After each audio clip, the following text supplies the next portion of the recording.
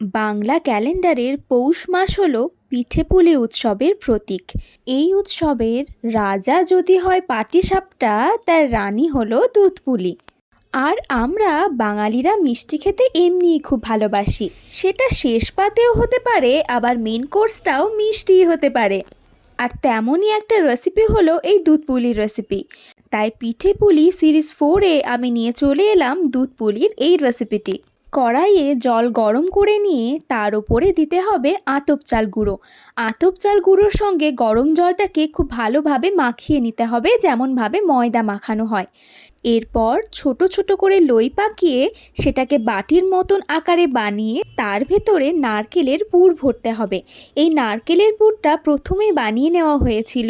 কড়াইতে নারকেল কোড়া আর স্বাদমতো খেজুর গুড় দিয়ে সেটাকে ভালোভাবে পাকিয়ে নিতে হবে গ্যাসের ফ্লেম লো রেখে। আর সেই নারকেলের পুর দিয়ে এই দুধপুলিগুলো বানানো হয়। আমাদের বাড়িতে যখনই পিঠে বানানো হয়, আমরা সবাই মিলে মাকে পিঠে গড়তে হেল্প করি। সমস্ত পিঠেগুলো বানানো হয়ে গেলে একটি পাত্রে দুধ গরম করতে বসিয়ে দিতে হবে। দুধ ফুটতে শুরু করলে বানিয়ে রাখা পিঠেগুলো এবং স্বাদমতো খেজুর গুড় দিয়ে সব কিছুকে একসঙ্গে ভালোভাবে ফুটিয়ে নিলেই দুধপুলি একদম তৈরি।